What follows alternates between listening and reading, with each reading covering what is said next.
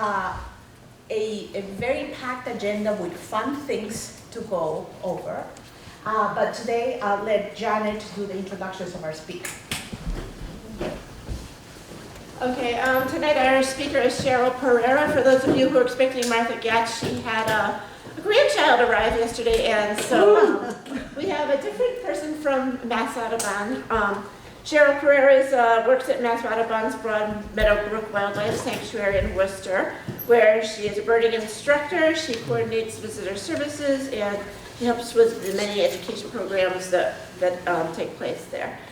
She's a long-time naturalist and keeps the sanctuary bird feeders well stocked. And when not birding or working with the public, Sheryl can usually be found teaching her granddaughters about the outdoors. So please welcome Sheryl Pereira. I'm very pleased to be here. This is my first time presenting to your group, so thank you for having us. Tonight we're going to talk about bird songs. I won't be able to teach you all the bird songs that are out there, but we're going to learn how a bird sings, why they sing, what's a song, what's a call, and many other things. And then we're going to go over some of our local ones. But springtime is really the most active for songs, and you'll learn that through this presentation. As she said, my name is Sheryl. I've been with Mass Audubon for going on 24 years. Martha and I actually started the same time. So I've been working with her, and a little secret, Martha's retiring. Yes, the end of the month. She's going to retire, enjoy her grandchildren, enjoy her place in Maine. So we're going to miss her dearly, but I have learned she's my plant guru. She knows all the plants on the property, so I don't know what I'm going to do. I guess I'll have to learn plants now. Birds are my specialty. Quick little description of Mass Audubon. Started more than 125 years ago, 1896, by two women in Boston. Can everybody in the back hear me okay? Yeah. I'm usually really loud. They've given me microphones before, and you get people covering their ears. So I was hoping you could hear me. But the Mass Audubon was started by two women who lived in Boston, Harriet Hemingway and Minna Hall. And bear with me if you've heard this history before. But these two women were appalled that women were wearing dead birds on their hat for fashion.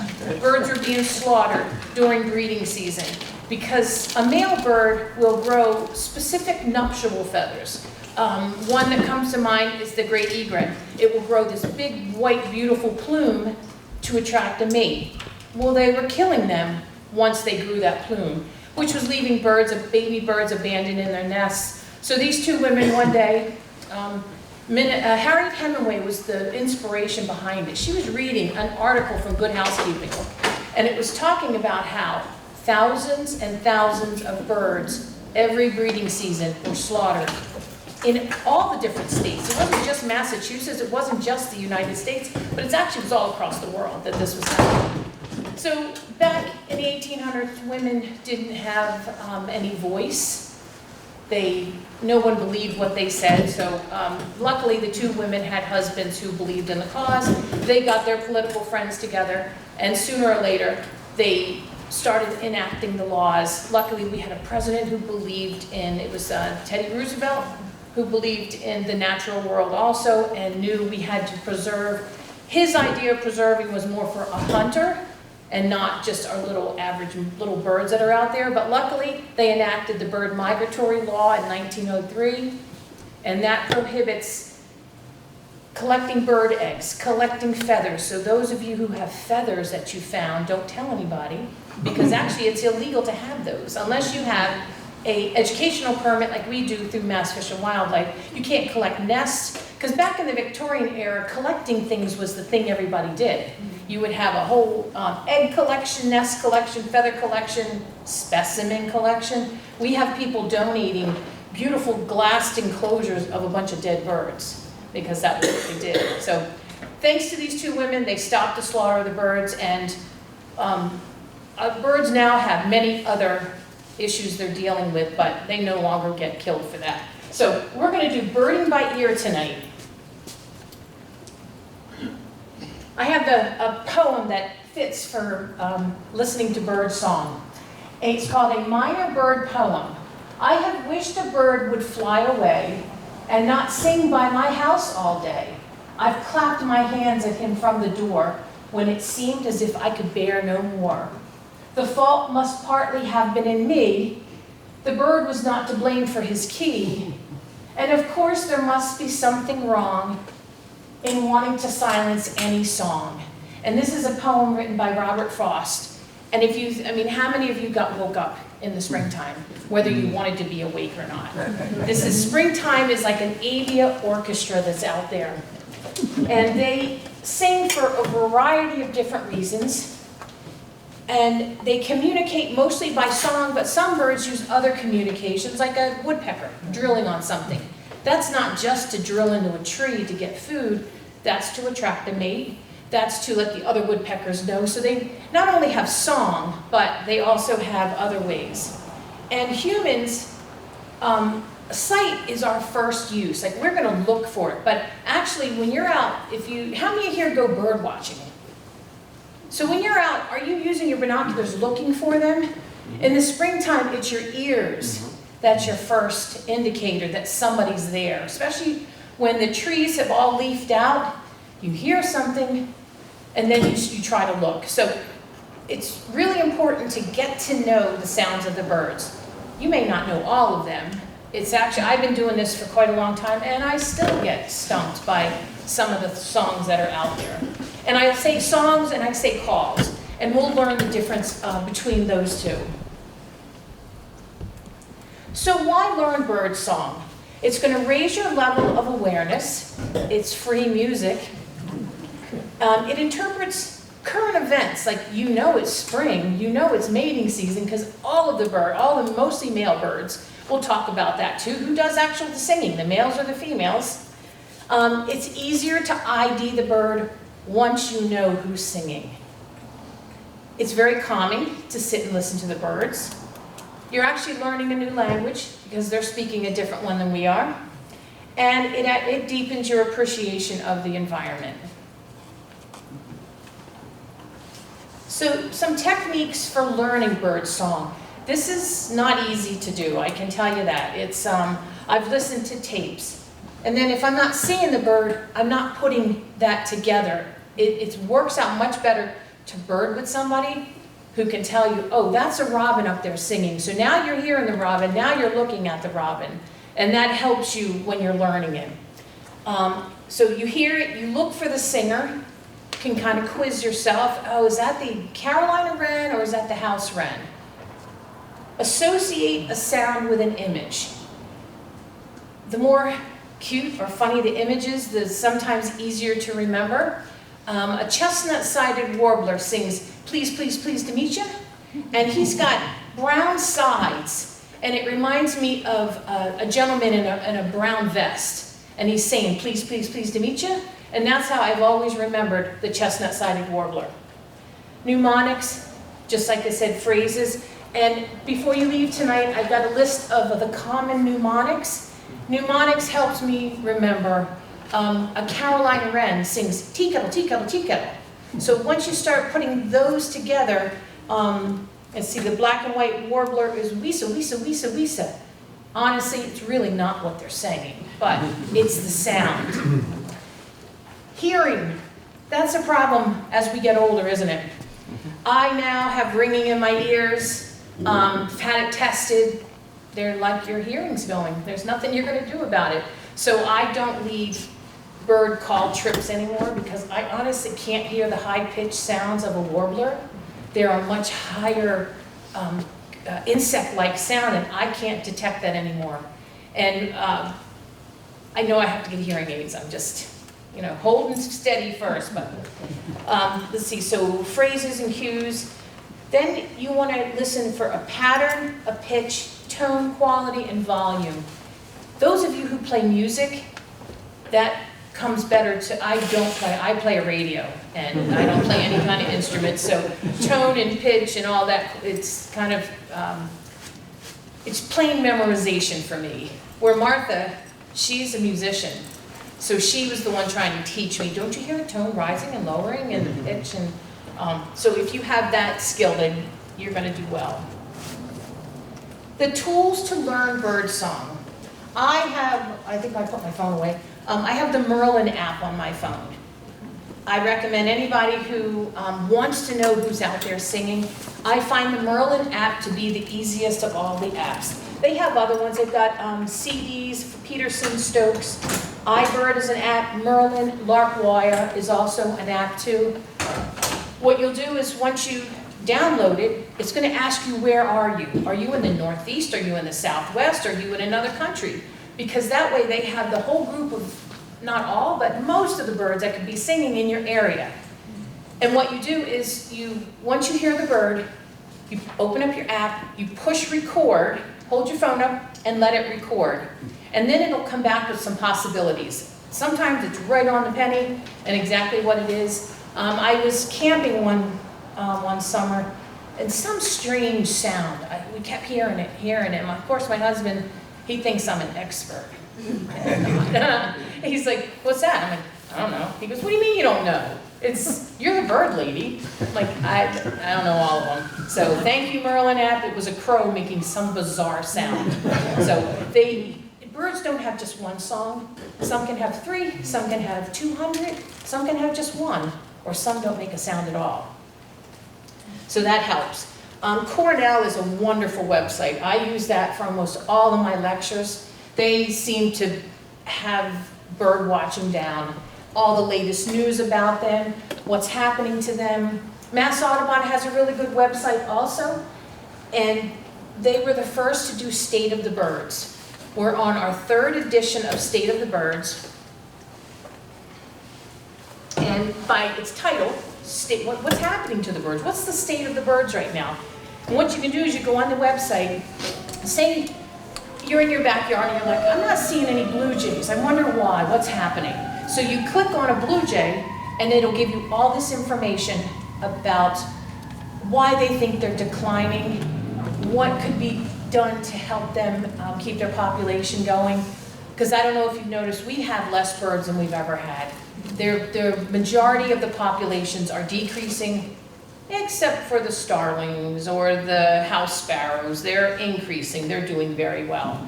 But our migratory birds especially are the ones that are in the biggest decline. They leave us for the winter.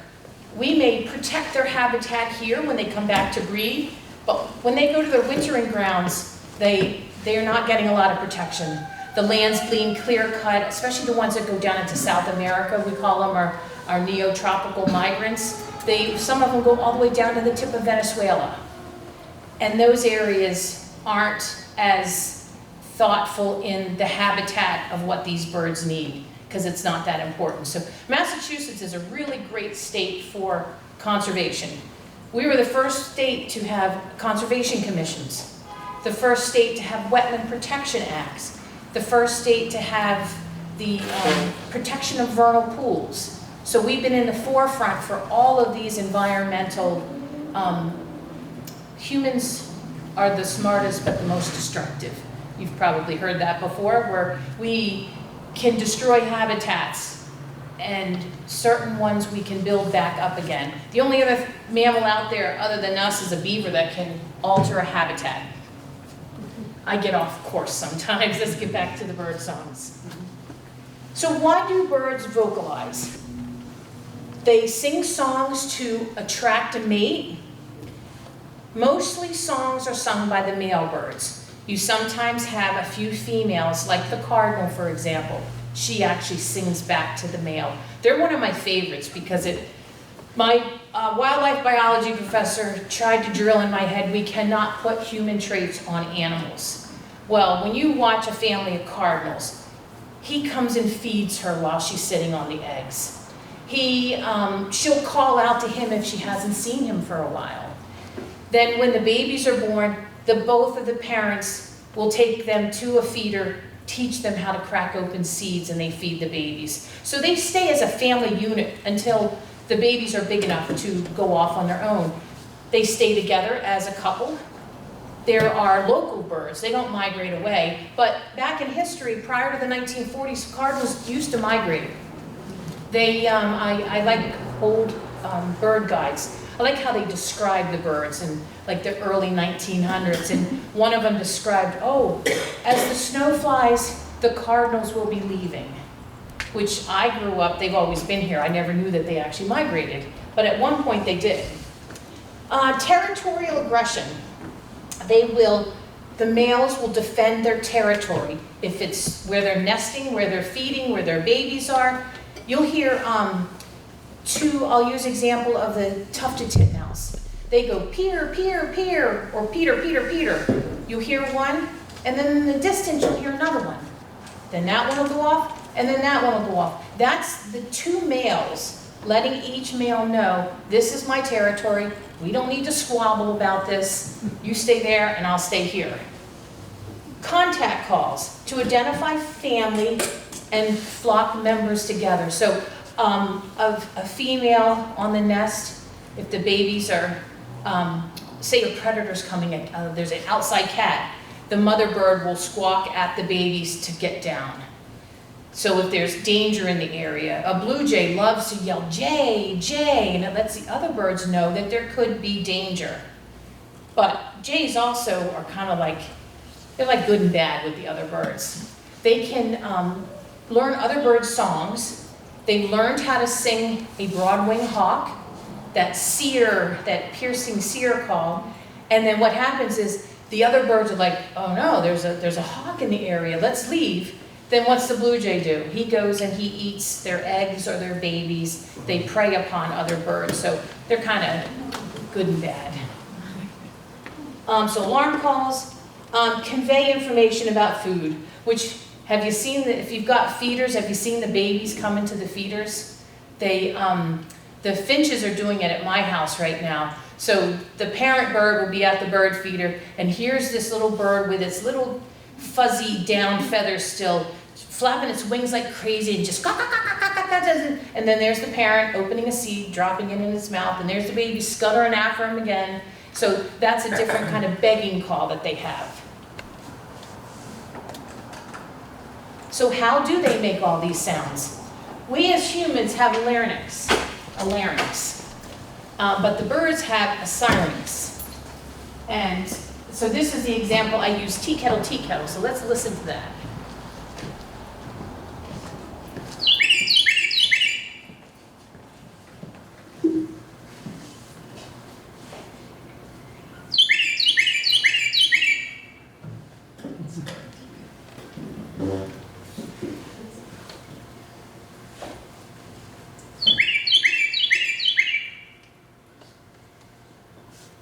So see how you can kind of hear tea kettle in his song. So he has a windpipe, and then they're like airbags. So the movement through, so let me get this right, the syrinx muscles will contract, decreases the space, and builds up pressure in the bronchi, which causes the tympanic membrane, oh, there's not a picture up there of that. It causes that to vibrate, and then that's what produces the sound. So the movement through the throat area is when you can actually see the bird. If you ever see him singing, you can see his little throat going back and forth. Some birds have two syrinxes, like a nightjar has two. Turkey vulture has 0. They don't sing, they don't make any calls at all. And then there's other ones that have many. They can have 8 to 9, and that would be, I'm drawing a blank. Maybe thrushes? The thrushes, thank you, that's what I was thinking of. The wood thrush, the Swainson thrush, they are considered the songsters of the birds. They have these beautiful flute-like sounds, so they have many syrinxes to make all these different calls that they make.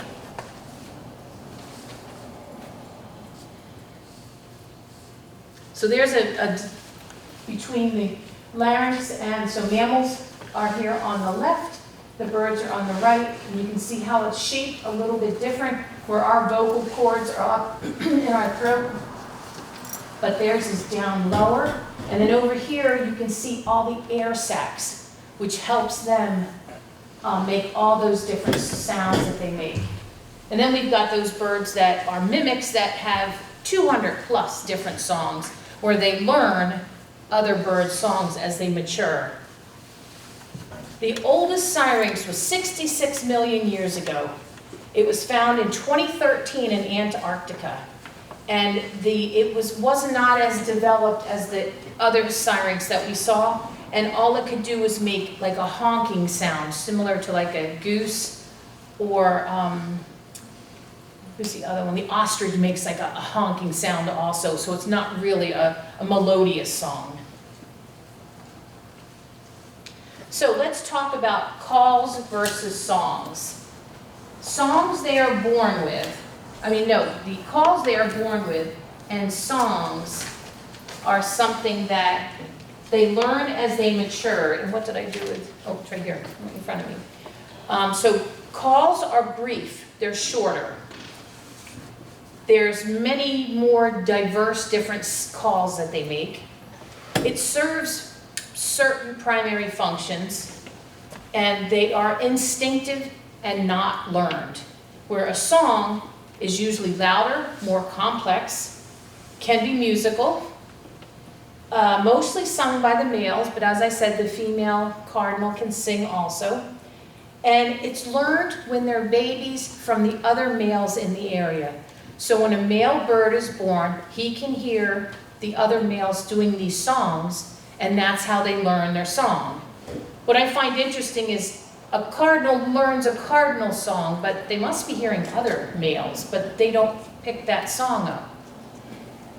Well, there's warblers. There's probably 30 plus warblers out there who have one single song that they make. And it's usually just an insect, like a zeet, zeet sound, or a weesty, weesty, weesty sound, and that's the only one they make.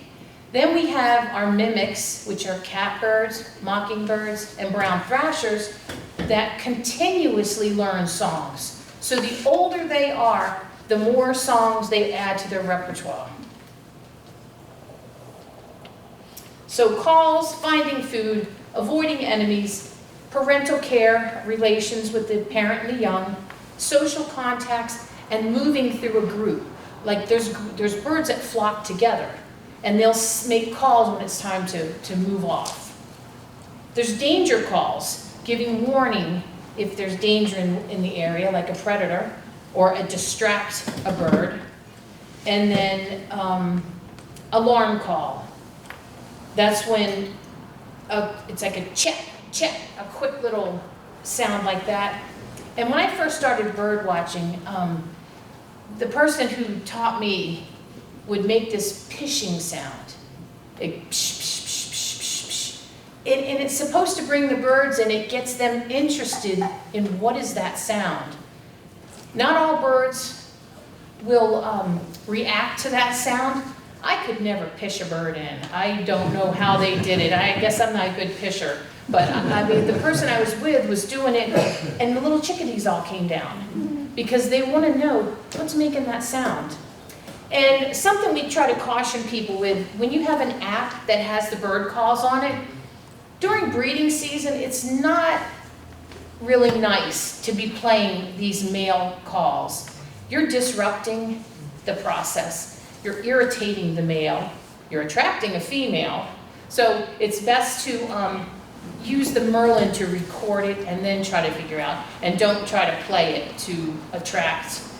People try to do it when they're doing owl prowls at night. They'll play an owl. One of the women that worked with us, she used to make owl calls out her window at night, and the great horn would actually come in. Not really nice to do that because he's now wanting to come defend his territory from this other male. And the other thing is when you make a bird fly, that uses a lot of their energy. Small birds, it's not too bad because they can find food. They mostly are eating insects or they're eating seeds. But when you're talking a large raptor that hunts prey, they don't always get their prey. So when we do, we go to Plum Island to look for snowy owls. And we teach them all to keep your distance, use your binoculars, use your wide angle lenses. Don't approach it because when you make that bird fly, he's now losing precious energy. And they estimate when they're hunting, 1 in 10 times they'll get their prey. So you figured if you flush this poor bird a couple times, I had 2 women on my program once, I even forget their names because I was so mad. it was a year when it was an eruptive year, which meant we had a lot of snowy owls, which was probably, I don't know, 7, 8 years ago.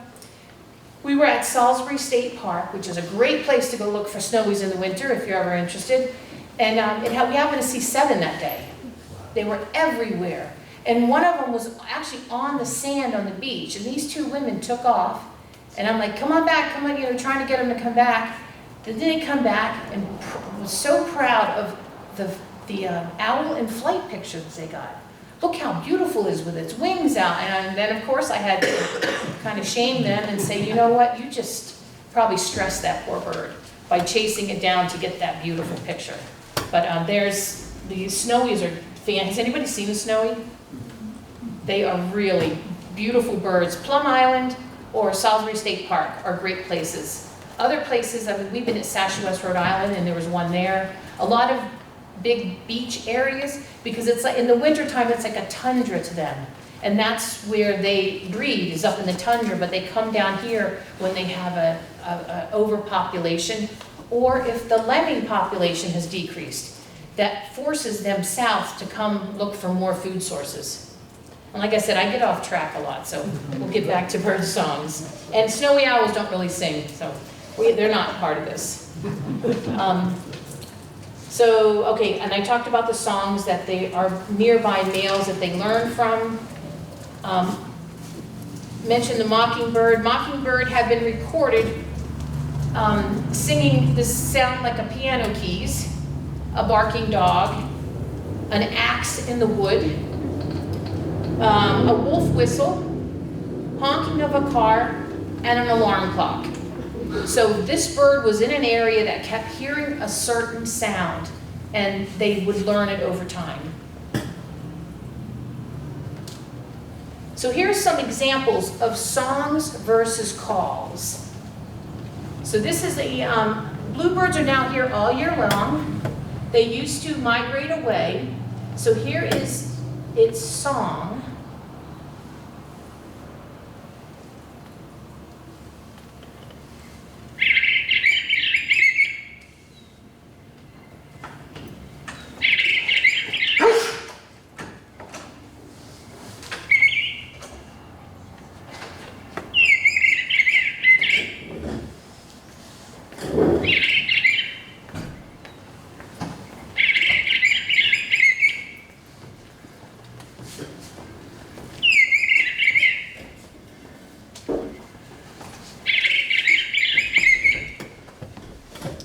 Described it as fire, fire, quick, here, here, as the song, which I didn't get it out of that. So you have to kind of interpret it your own way sometimes. So here is the eastern bluebird call.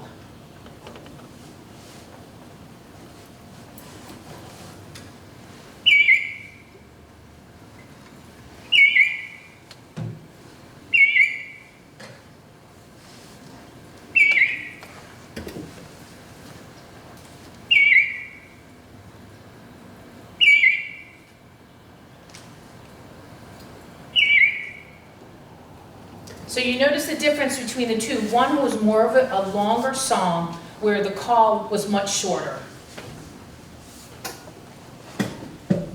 So another way, an overview of why they vocalize: defend their territory, courtship, begging for food, communicate with family, and predator alerts. So here is a red-winged blackbird, which I remember growing up, robins would be my sign of spring. Oh, the robins are back. Spring will be here soon. Who saw robins all winter long too?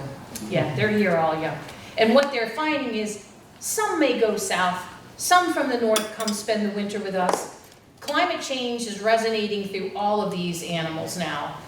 It's one thing we put in all of our programs now is to teach people about climate change. I remember when I was younger, it was called global warming, and I always saw the poor polar bear. I don't have polar bears in my backyard, so to me, it didn't seem real. But now that I'm learning about climate change, how it's affecting things, last year we had a very early frost in May, or a late frost, I should say, in May, which killed off my forsythia, my flowering plum tree. Couldn't figure out why they didn't bloom at all. Well, it's because when the buds were ready, we got the frost which killed them off. So it's not just a warming that's happening, it's just strangeness in the climate. We have more severe storms, we have more flooding happen. We have southern states getting snow that never got snow before. So all of this is affecting the plants that are out there, and a lot of our birds depend upon the hatching of insects or the blooming of flowers. Hummingbirds, they rely on the blooming of flowers. Well, if the flowers start blooming a month before they migrate back, well, they don't know what's going to happen. Same way with the, I am drawing blanks, the orange bird. Baltimore Oriole, thank you. The Baltimore Oriole depends upon the blooming of certain trees. Like I have a flowering crabapple in my yard, and as soon as that blooms, I know the orioles will be back. Well, what's going to happen when that blooms earlier? And then also the insect hatching. Who knows when an insect is supposed to hatch? Is it daylight? Is it weather? Is it just a certain time period? No one's really sure, but a lot of insects time their migration back also for the hatching of particular insects or eggs being laid. There's the red knot, which times its migration back. It's one of the longest migratory birds out there. Tip of Venezuela, all the way up the coast, stops at this little tiny beach in Delaware called Reed's Beach, and it eats the eggs of the horseshoe crab. Well, if the oceans start warming and the horseshoe crab, what's timing it? So this is all new science that everyone's studying, and we've been noticing red-winged blackbirds in particular are coming back about 2 weeks earlier now. Usually mid-February we're starting to see them, where it used to be sometime in March they would start coming back. Turkey vultures.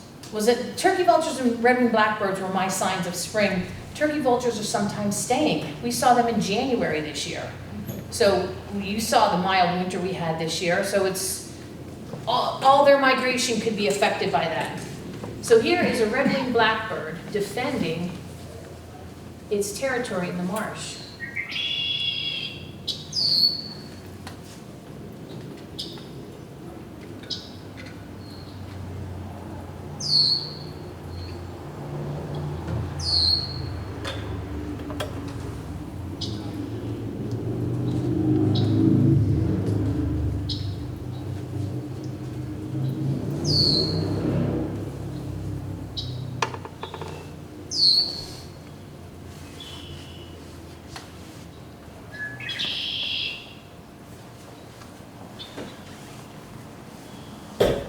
So the conqueree is more of the song, that's more of his song, where the seat, seat, seat sounds are more of their calls for defending.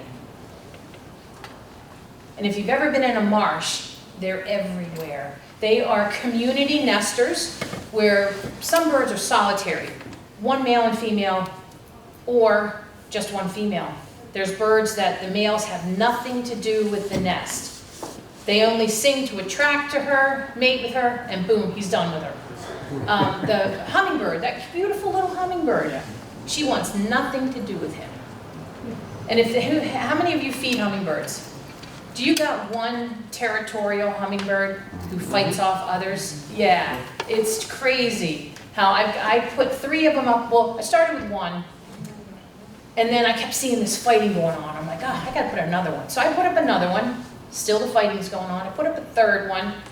I still have one female that sits on the clothesline, and she's so funny. She sits there and just does this back and forth until she sees one come in, and then zoop, you see them race off with each other.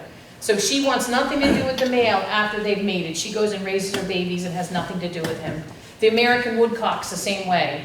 He does all this fancy displaying just to mate with 2 to 3 girls a night, and then I call him the bird gigolo, because he has nothing else to do with her. And she goes by off on her own and raises all the babies herself. So to communicate with family and flocks, this is our white-breasted nuthatch.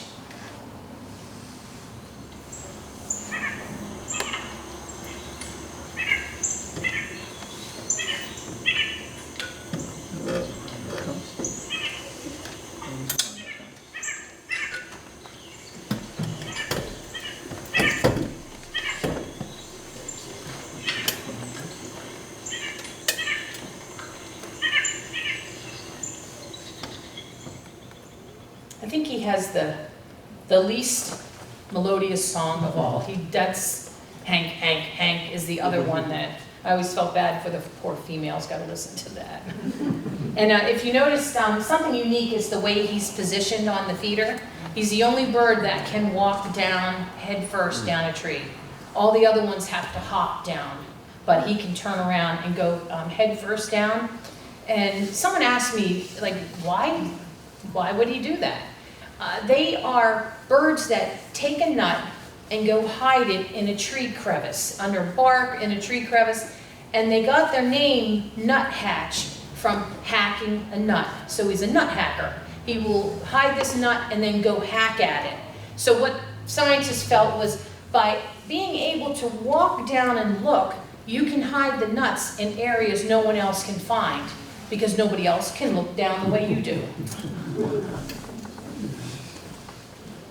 So predator alert. Chickadees will alert other birds to the presence of predators like this immature Cooper's hawk.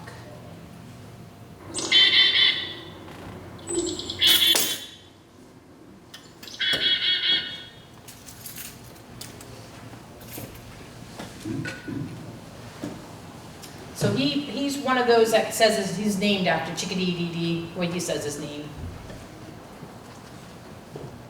And those little birds will actually mob those hawks also. As they're making those sounds, they'll actually swoop down at them to let the other birds. So here are, this is a phoebe and a willow's flycatcher. Some of these birds look very similar, and springtime is, if you're not really good at your IDing, springtime is when you need to hear their call to identify them, especially the flycatchers. But this is an eastern phoebe.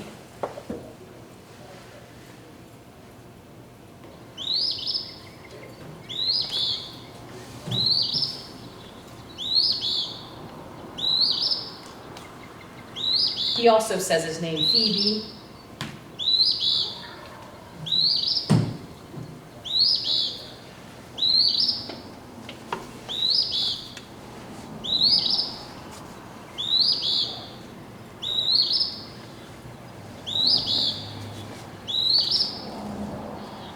And that's really the only song they sing for the phoebes. And then this is the willow flycatcher.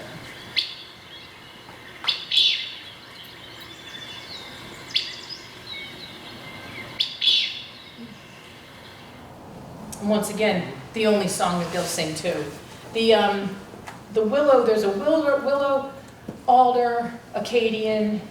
There's 4 different flycatchers that all look the same. But if you know their call, then you can tell the difference between them. But that's only in the springtime, because birds don't need to sing in the fall. They're not defending their territory anymore. They're not breeding anymore. So that's why you don't hear them singing in the fall. Then most bird songs must be learned. And a passerine it's a name for our most common perching birds, which are the sparrows, the chickadees, all of those fall under the passerine.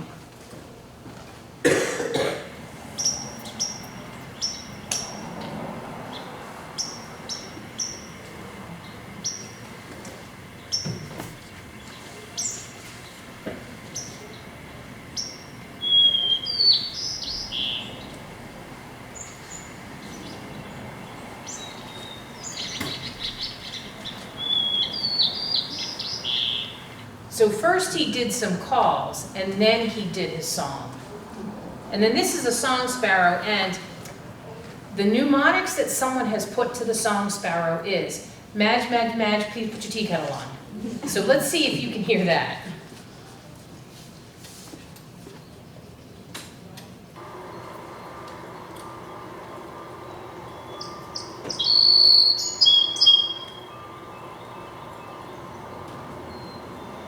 That wasn't the full song yet.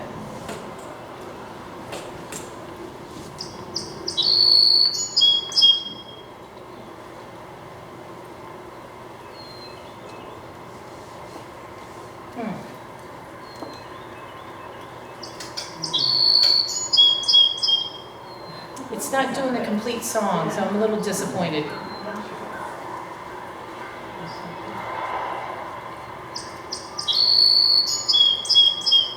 So it does sound like, Madge, please, please, please. But then there's a rambling part after that, which I'm gonna have to find another song to go into that. I didn't realize it didn't play it all the way. So this just shows if you can diagram the sound of it. And they're showing that areas can have different, their dialect, just like we have accents from different areas, so do these. The birds in certain areas can sound differently.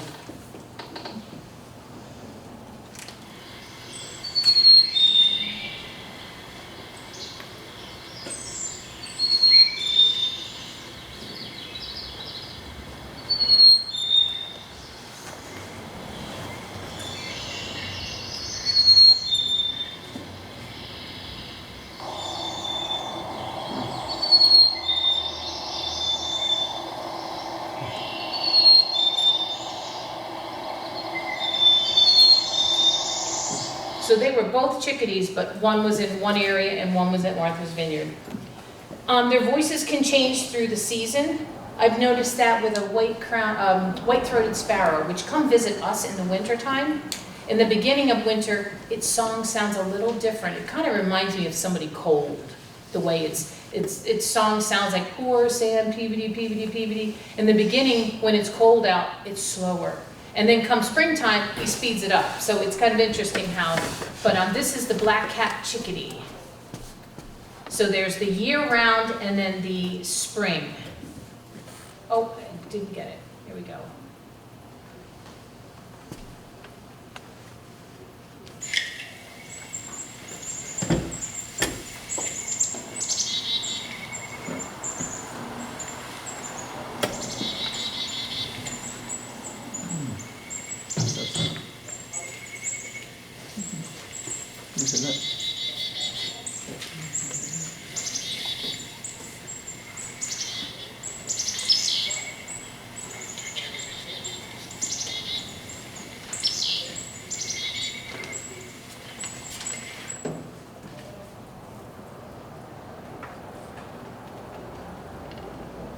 Oh, I did it again.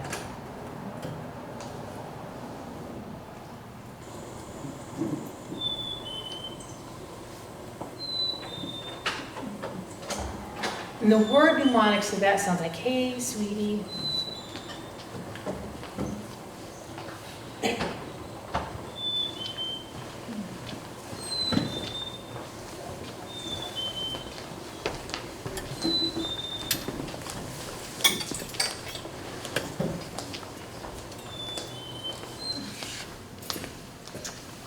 So learning the song and how to listen to it.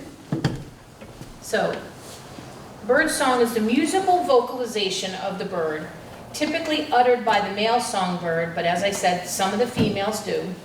And useful vocabulary is the rhythm, the pitch, the tone, the repetition, and the melody. Is when you're trying to describe it to someone and learn. And how to start is you want to get familiar with tapes, or if you have apps on your phone, get familiar with them, have a picture of the bird so you can put the song and the picture together. Go early. Early bird gets the worm, that's the good old term. Early morning is when they sing the most. You get some songs later in the afternoon, but early morning is the best of all. Be still and just listen. And then, like I said, then you can identify all the different sounds. I have a bad part of, okay, I'm listening to it, all right, I got that. Now let me go listen to some tapes. Then I'm like, wait a minute, did it sound like this or did it sound like that? So if you got something to take notes down, that's even better. The 4 S's of bird ID. Sound, sight, which means your location, not your eyesight. The season you're in, and it says the situation, like certain situations are, starlings can make the sound of a killdeer, blue jays can make the sound of a red-shouldered hawk, And catbirds can make all kinds of sounds. If you've ever heard a catbird, you'll hear multiple different birds, same way with the thrasher and the mockingbird. So know like where you are also, your habitat you're in helps too. I mentioned the mnemonics, which I have the list up here. And if you can put memory aids to it, that helps a lot too. And it takes a long time, I have to say, to constantly be trying to hear them and listening to them. And it can be extremely frustrating in the spring if you're by yourself because it's overwhelming. They're singing all over and you just can't pick one out. I remember going to Mount Auburn Cemetery. Has anybody visited there before? Beautiful place to visit in the springtime. You not only have the birds, but you have the trees are in bloom, the plants. It was planted, it was designed as an arboretum, which flowering trees attract the birds. You can get so many warblers, it's overwhelming. We were there, it's when I could hear better, of course. The warblers, we had 30 different warblers that were there. And they make all these insect sounds, so you're just like, okay, where do... And I went with somebody who was more professional than me, and he was our trip leader, so he could pick it out and say, okay, that's a blackburnium, now look at the tip of the tree. And of course, he was teed up right at the tip of the tree. So now you can hear him sing and look at him at the same time. So I've always remembered when I get to really see the bird and hear it. So here's a tone. This is a Baltimore Oriole.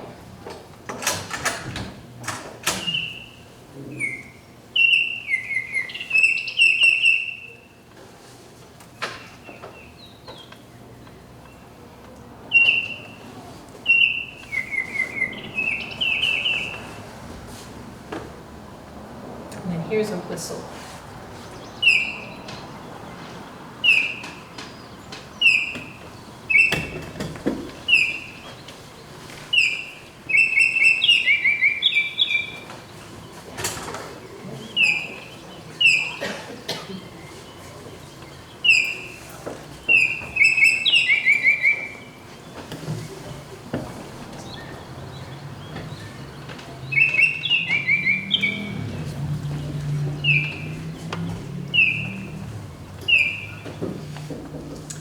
Here is a raspy sound. That's the American goldfinch.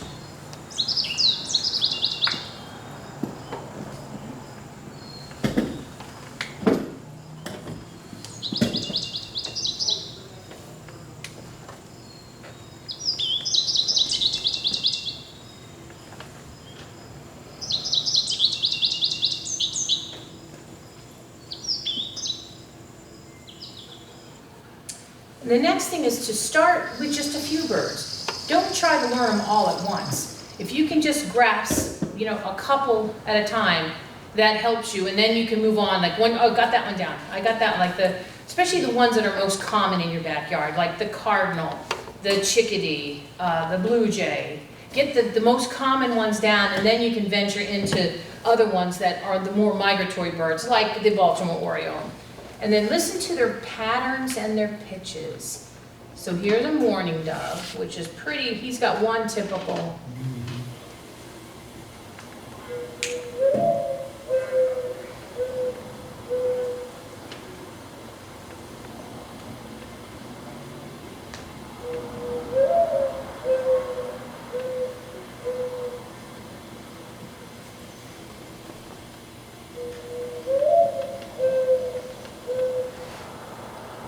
So you're looking for, is it repeated or is it done just once? Is it rising? Is it falling? Is it just at a level pitch? Or is it low or is it high? So here is a repeated tune tone falling of the black-capped chickadee.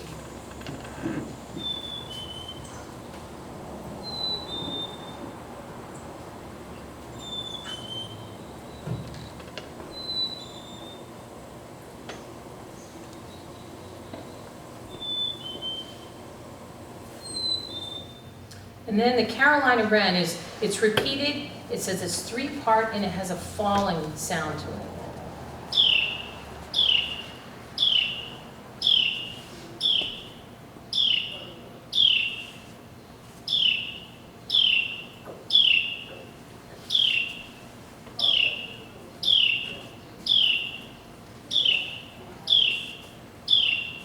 And that would have been the Carolina wren's call, not its song. Its song is actually tea kettle, tea kettle, tea kettle.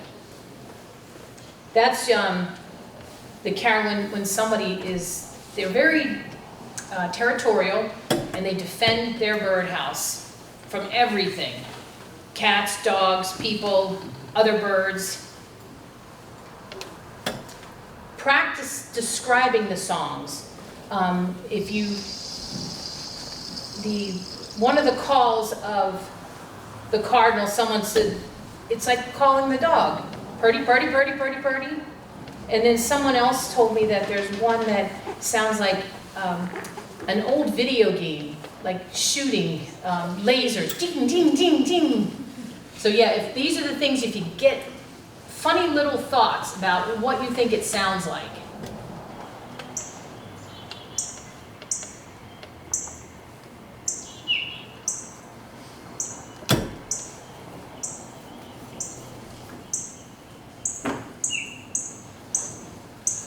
And that's considered, the chipping is a contact call.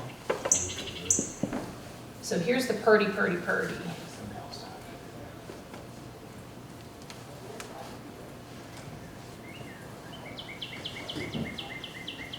Really quiet.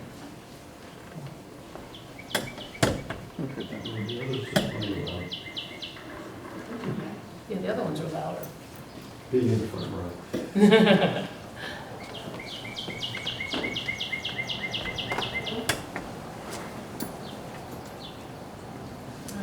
Then, oh, I went too fast. Then this is the loud rising whistle.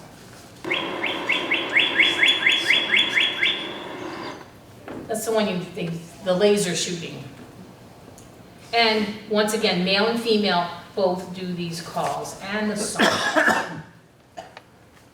So their repertoire, this is by species. Indigo bunting has 1, ovenbird has 1, the phoebe has 2, the eastern towhee has 6, song sparrow has 9, the American robin has 70, and the brown thrasher can have over 2,000 different songs in their repertoire. That's why some of these birds are harder to learn, because you think you got one down, and then, wait a minute, he's singing something else now. So they're harder. But one thing with the mimics, thrasher, catbird, and mockingbird, when you hear a bird singing, singing, singing, singing, non-stop, singing, singing, you know you got a mimic. Most of the other birds sing for a little bit, take a break. Sing again, take a break. These guys must have enormous lungs because they are non-stop. I remember one of my classes, someone says, oh, I hate the mockingbird. I'm like, why? What did you? Because he wakes me up at like 3 in the morning, singing non-stop outside my window. So I'm like, well, you know, that's a poor guy that doesn't have a mate. So now you can feel sorry for him while you're laying there awake. He is just desperate to get a mate, and he'll sing all the time. Once they're mated up, they don't sing as much. I have in my yard right now a house wren who does not have a mate and is not stopping. It is constant. And they just have this, it's a pretty little ramble, but he's in the tree, he's on the birdhouse, he's in the other tree, he's just constant, and we've not seen the female come yet. So I'm not sure what his problem is, but he's not very lucky right now. So here's our American robin. American robin's usually the first one that starts singing, and it's usually the last one as the sun's going down that you hear.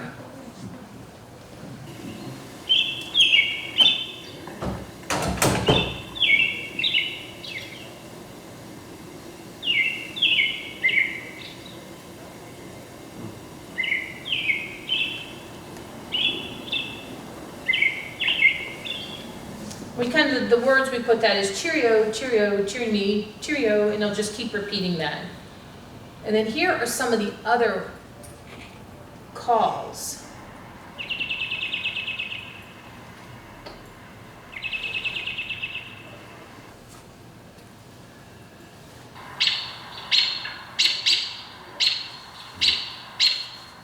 You can hear how the tone changes. So, I mean, you can see why this is an alarm call, because he's upset about something. And then this is a distress call. it gets louder.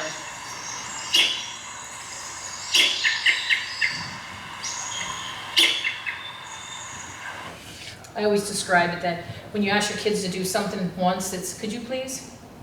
Have you done it yet? What did I, your tone kind of changes as your mood changes, and that's what the robin, oh, let's see, these are on, okay. We've actually done the chickadee enough times now. The tufted titmouse. He's one of the earlier spring singers that I hear is the tufted titmouse. Peter, Peter, Peter, or Peer, Peer, Peer, and he'll do it quicker.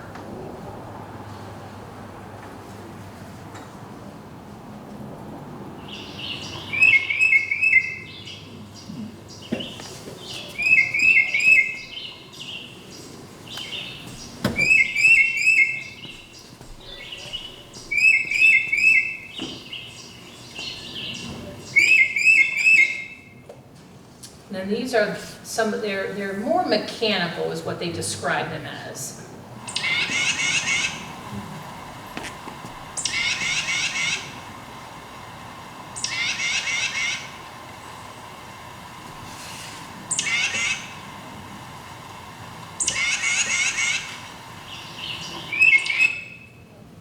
We already did the white-breasted nuthatch. Let's get past him. Okay, blue jay.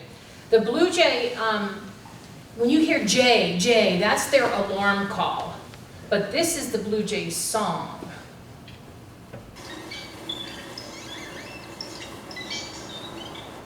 There's really not much to it. It's like a whispery quietness.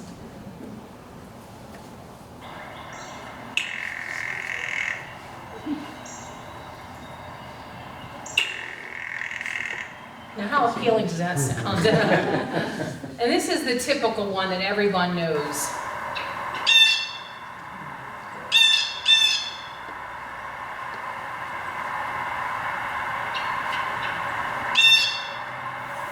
And then here is, all right, I got too much going on. Let's see which one I gotta shut off. Shut that one off, okay. The mimics the broadwing hawk.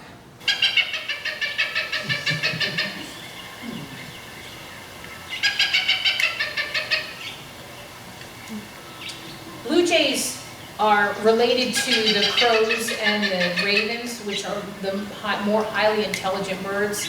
So they have that beak. Most of birds' beaks can tell you what they eat. Like if you look at a warbler, they're an insect eater. So they have a thin little beak. The cardinals have that short, called a grosbeak. That's to crack open the nuts and the seeds. But the blue jay, which is similar, like I said, to the crow and the raven, they have that long, thick beak that can eat fruit. It can eat little small mammals. It can eat baby birds. It can crack open eggs. So they are opportunistic feeders. So they can adapt to a variety of different foods. Come on, there we go. We already did the cardinals. I got a flip drone. We did the, we didn't really listen to the conclaurie. This is the one that really,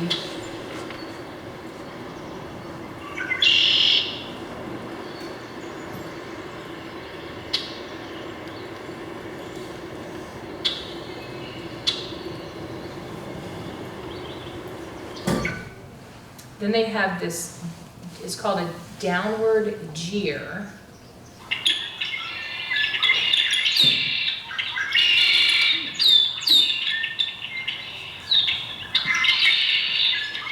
And when you're at a marsh area, it just resonates. There's so many of them together.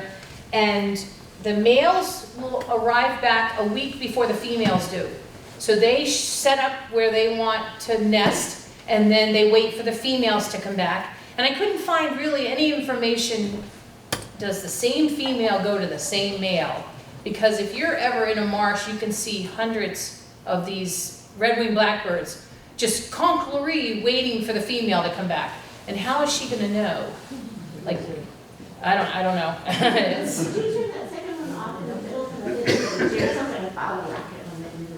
This one? Okay, wait, I'll do it again.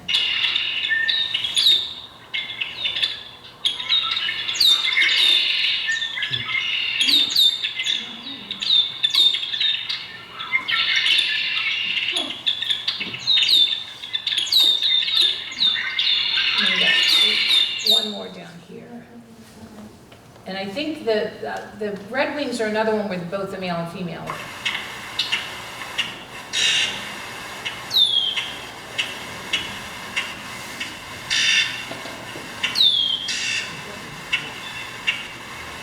That's their chuck contact call.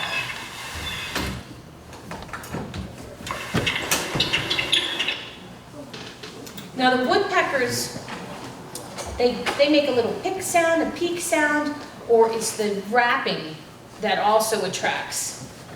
So this is it's called the excitement call, the pick.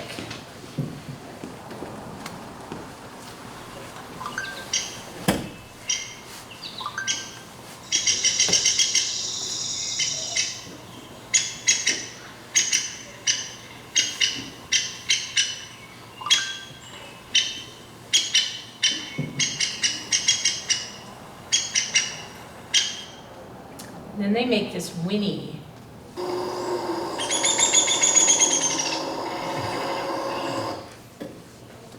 And then of course the drumming sound that they make. It stopped. But there it is.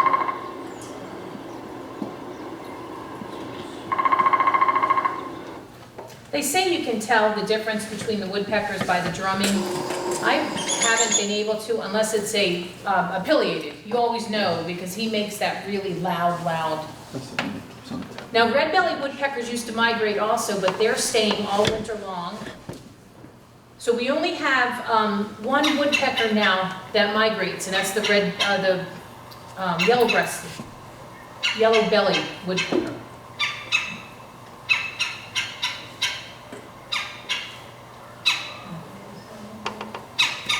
It's supposed to sound like an angry chicken.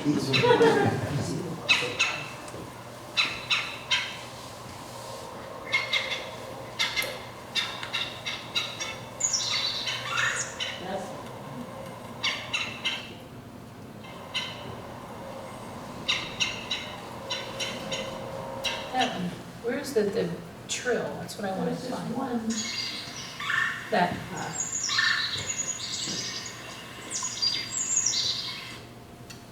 That's how that was the sound that I can always pick out if it's a red-bellied woodpecker when it does that trill. What time is it getting to be? Oh, it's 8:05. I am sorry. I have gone over my time. So let me. So I hope that this has helped you if you're trying to learn bird songs, or did I completely complicate it for you by letting you know it's really hard? You know, it's best to go with somebody who is experienced. A bird club, Forbush Bird Club, offers free walks all over, and they welcome newcomers. We do Friday morning bird walks, springtime, because come fall time, the birds are still here, but they're not singing. So don't even try to learn birds. So in the spring, what we always advise people, if you have an app, if you have a CD, start learning it before the birds start to come back. And then you can be ready for when that whole explosion of the spring song starts in the spring. So happy birding, everybody, and thank you for having me tonight.